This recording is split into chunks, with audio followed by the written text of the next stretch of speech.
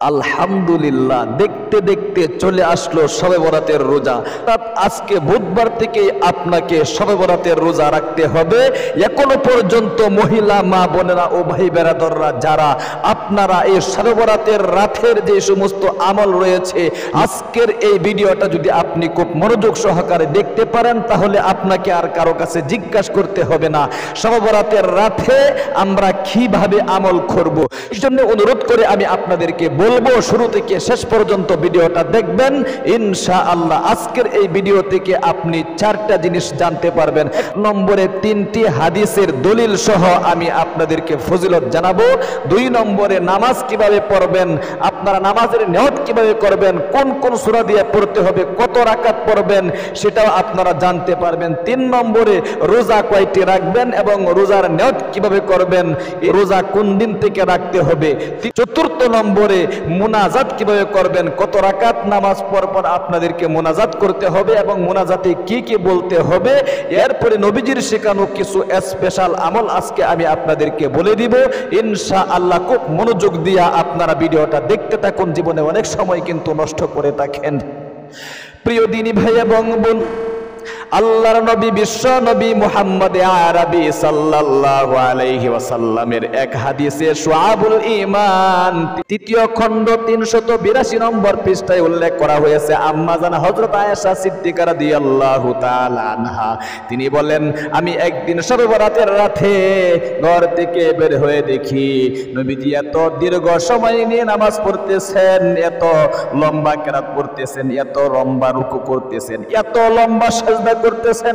আমি মনে মনে ভাবলাম হয়তো নবী করিম সাল্লাল্লাহু আলাইহি ওয়াসাল্লামের ইন্তেকাল হয়ে গিয়েছে।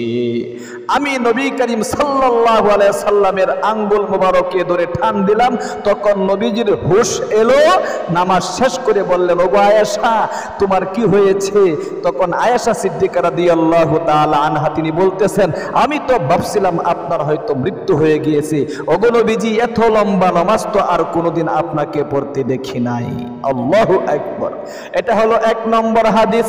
এরপরে ইবনে মাজার 739 নম্বর হাদিসের মধ্যে উল্লেখ করা হয়েছে, হযরত আলী রাদিয়াল্লাহু তাআলা আনহু থেকে বর্ণিত, তিনি বলেন, শবে বরাতের রাতে অর্থাৎ 14 তারিখ দিবাগত রাত্রে সূর্য যখন অস্তমিত হয়ে যায়, সূর্য অস্তমিত হয়ে যাওয়ার পর থেকে আল্লাহ রাব্বুল আলামিন প্রথম আকাশে এসে গুনাহগার বান্দাদেরকে 3টি ডাক দিয়া থাকেন। 1 নম্বর ডাক হলো আলামিম মুস্তাগফিরিন ফাগফির লাহু, আলামিম মুস্তারজিকিন ফারজুকাহু, আলামিম মুবতালান ফাউআফিয়াহু ফিহি। আল্লাহ রাব্বুল আলামিন বলতে থাকেন, ও গুনাহগার বান্দারা, জীবনে অনেক অন্যায় করেছো, পাপ করেছো, জীবনের যৌবনের সমস্ত গুনাহগুলো মাফ করানোর জন্য আজকে শবে বরাতের রাতে আমি আল্লাহ রাব্বুল আলামিন প্রথম আকাশে এসে গিয়েছি।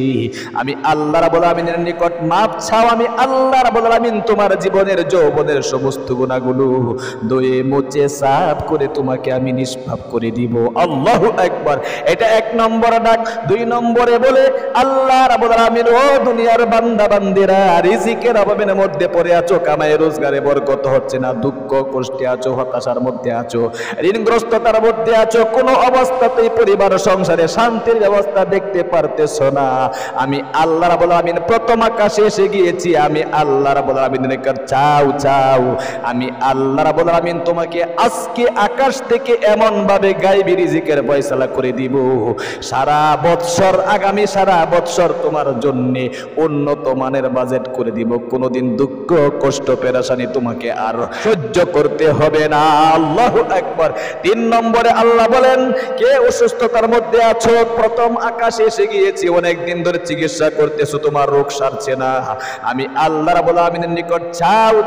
আজকে তো ভাগ্য রজনীর রাতে চাইবা না, কোন দিন চাইবা? যদি আমার নিকট চাওয়ার মতো চাইতে পারো, আমি আল্লাহ রাব্বুল আলামিন তোমাকে সাথে সাথে শাফায়ে কামেলা আজেলা দায়মা নসিব করে দিব। আল্লাহু আকবার। এই 3টি ডাক কিন্তু আল্লাহ তাআলা প্রথম আকাশে এসে দিয়া থাকেন। এরপরে 3 নম্বর হাদিস ইবনে মাজাহ শরীফের 1384 নম্বর হাদিসের মধ্যে আম্মা জান হযরত আয়েশা সিদ্দিকা রাদিয়াল্লাহু তাআলা আনহা তিনি বলতেছেন, শবে বরাতের রাতে নবী করিম সাল্লাল্লাহু আলাইহি ওয়াসাল্লামকে একদিন আমি দেখলাম নবীজি ঘর থেকে বের হয়ে কবরস্থানে জান্নাতুল বাকিতে চলে গেলেন। জান্নাতুল বাকিতে গিয়ে দোয়া করতেছেন, আল্লাহ ময় মুরব্বীরা যারা ইন্তেকাল করেছে তুমি তাদের কবরের আযাবকে বন্ধ করে তাদের কবরকে তুমি জান্নাতের টুকরা বানায়া দাও। এরকম ভাবে নবী করিম সাল্লাল্লাহু আলাইহি সাল্লাম শবে বরাতের রাতে কবর কিন্তু জিয়ারত করতেন। এই তিনটি হাদিস বর্ণনা করলাম। এবার আসুন আপনারা সর্বপ্রথম রোজা কয়টি রাখবেন, রোজার নিয়ত কিভাবে করবেন।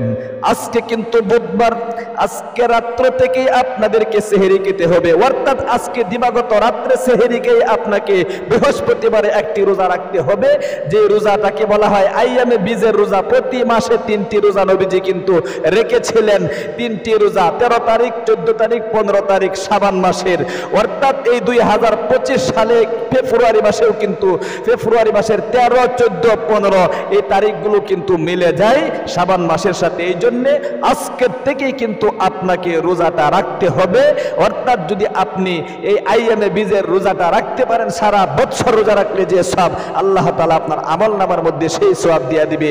শুধু তাই নয়, আপনি যদি এই 3টি রোজা রাখেন তাহলে শবে বরাতের রোজাটাও আপনার রাখা হয়ে যাবে। কারণ শবে বরাতের রোজাটা হলো 14 দিন দিবাগত রাত্রে সেহরিকে 15 তারিখ আপনাকে রোজা রাখতে হবে। তাহলে আজকে রাখবেন, আজকে হলো 12 তারিখ, 12 তারিখ বুধবার সেহরিকে রাতে, এরপরে আপনি 13 তারিখ একটি রোজা রাখবেন, এরপরে বৃহস্পতিবার দিন দিবাগত রাত্রে সেহরিকে, অর্থাৎ 14 তারিখ শুক্রবারে আপনাকে একটি রোজা রাখতে হবে, এরপরে শুক্রবার অর্থাৎ 14 তারিখ দিবাগত রাত্রে সেহরিকে আপনাকে শনিবারে শবে বরাতের রোজাটা রাখতে হবে। আশা করি আপনারা বুঝতে পেরেছেন। প্রিয় দিনী মহিলা মা ও বোনেরা, আজকে বুধবার দিবাগত রাত্রে যে রোজা রাখবেন এই নিয়তটা এরকম করবেন, আমি আগামীকাল আইয়ামে মিজের একটি রোজা রাখলাম, বাস। এরপরে আগামীকাল অর্থাৎ বৃহস্পতিবার দিবাগত রাত্রে আপনাকে সেহরিকে নিয়ত করতে হবে, আমি আগামীকাল আইয়ামে বীজের একটি রোজা রাখলাম। এরপরে আপনাকে শুক্রবার দিবাগত রাত্রে সেহরিকে আপনাকে নিয়ত করতে হবে, আমি আগামীকাল শবে বরাতের একটি রোজা রাখলাম। অর্থাৎ শুক্রবার দিবাগত রাত্রে যেহেতু শবে বরাত, এরপরের দিন একটি রোজা কিন্তু রাখতে হবে। কারণ নবী করিম সাল্লাল্লাহু আলাইহি সাল্লাম বলেছেন, কমপক্ষে তোমরা শবে বরাতের পরের দিন অর্থাৎ পরবর্তী দিনে একটি রোজা হলেও কিন্তু রাখবা, সারা রাত ইবাদত বন্দেগী করে। প্রিয় দিনী ভাই এবং বোন, তাহলে অবশ্যই আপনারা বুঝতে পেরেছেন কয়টি রোজা রাখবেন, নিয়ত কিভাবে করবেন। এরপরে আসুন আপনাদেরকে বলে দিচ্ছে নামাজ কত রাকাত পড়বেন। নামাজ কত রাকাত আপনাকে পড়তে হবে এই শবে বরাতের রাতে, অর্থাৎ আগামী 14 ফেব্রুয়ারি দিবাগত রাত্রে কিন্তু শবে বরাত শুক্রবার যেটা আসতেছে সামনে, এই শুক্রবার দিবাগত রাত্রে আপনাকে অবশ্যই কিন্তু ইবাদত বন্দেগী করতে হবে। নামাজ কিভাবে পড়বেন দেখেন, সর্বপ্রথম আপনাকে এশারের নামাজটা আদায় করতে হবে। এশারের 4 রাকাত ফরজ নামাজ আপনি সর্বপ্রথম পড়বেন, এরপরে আপনাকে অবশ্যই কিন্তু 2 রাকাত সুন্নতে মুআক্কাদার নামাজ পড়তে হবে। বিতিরের নামাজটা একেবারে আপনি লাস্টে পড়বেন। তাহলে এশারের 4 রাকাত ফরজ নামাজ আদায় করার পরে 2 রাকাত সুন্নতে মুআক্কাদা আদায় করার পরে আপনি দাঁড়িয়ে যাইবেন, দাঁড়িয়ে আপনি শবে বরাতের নামাজ পড়বেন। নিয়তটা এরকম ভাবে করবেন, 2 রাকাত করে পড়বেন, অর্থাৎ নফল নামাজ 2 রাকাত করে পড়তে হয়, 4 রাকাত করে পড়লে হবে না। হাদিস শরীফের মধ্যে সুফা শব্দ উল্লেখ করা হয়েছে, মানে 2 রাকাত করে নামাজ পড়তে হয়। 5 ওয়াক্ত নামাজের সংখ্যা নির্ধারণ আছে, কিন্তু নফল নামাজের কোনো সংখ্যা নির্ধারণ নেই। আপনি 2 রাকাত পড়তে পারেন, 4 রাকাত পড়তে পারেন, 6 রাকাত পড়তে পারেন, 8 রাকাত পড়তে পারেন। আপনার শরীর যতক্ষণ পর্যন্ত খোলায় ততক্ষণ পর্যন্ত কি আপনি পড়তে পারবেন, কোনো সমস্যা নেই। তাহলে প্রিয় দিনী মহিলা মা ও বোনেরা, ভাই বেরাদররা, আপনারা বুঝতে পেরেছেন কত রাকাত নামাজ পড়বেন। সারা রাত যদি আপনি পড়েন তাহলে কোনো সমস্যা নেই, পড়তে পারবেন। তাহলে নিয়তটা কিভাবে করবেন? নিয়তটা এরকম ভাবে করবেন, আমি শবে বরাতের 2 রাকাত নফল নামাজ কিবলামুখী হয়ে আদায় করার নিয়ত করিতেছি, আল্লাহু আকবার। বাস এরকমই কি আপনি নিয়ত করবেন। এরপরে আপনার ছোট ছোট সূরা যেগুলো রয়েছে আপনার মুখস্থ আছে, কুল আউযু বিরাব্বিল ফালাক, কুল আউযু বিরাব্বিন নাস, 2টা সূরা মুখস্থ করলে সারা রাত নামাজ পড়তে পারবেন।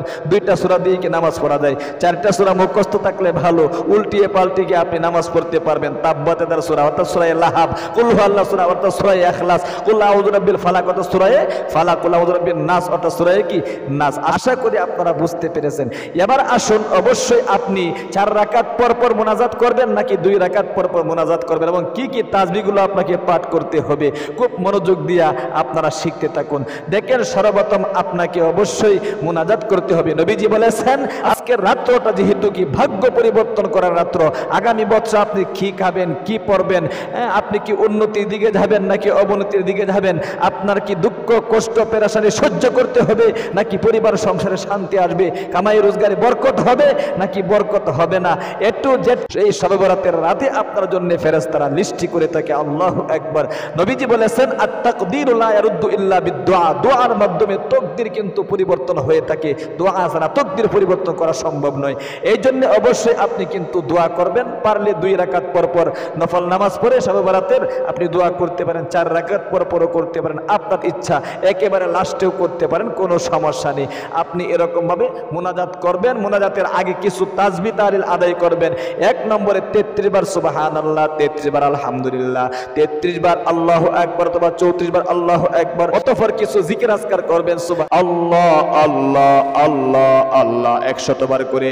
এরপরে আল্লাহু আল্লাহ আল্লাহু আল্লাহ 100 বার, লা ইলাহা ইল্লাল্লাহ 100 বার, ইল্লাল্লাহ ইল্লাল্লাহ 100 বার।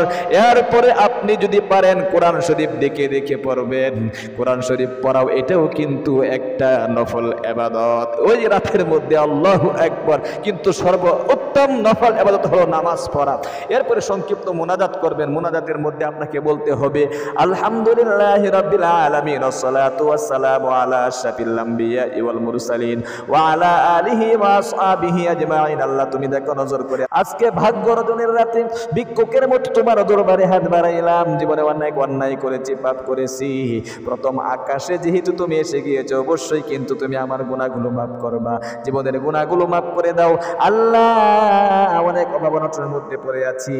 ভাগ্য রজনীর রাতে আগামী বছর যাতে করে আমার অভাবনটন, দুঃখ কষ্ট পেরেশানি হতাশা ঋণগ্রস্ততা সব কিছু সহ্য করতে না হয় সেই তৌফিক দান করিয়ে দাও। আমার লেখনীটা তুমি ভালো করে দাও। স্বামী স্ত্রী মিল মুহাব্বত আর ভালোবাসা নেই, স্বামী স্ত্রী মিল মুহাব্বত আর ভালোবাসা তৈরি করে দাও।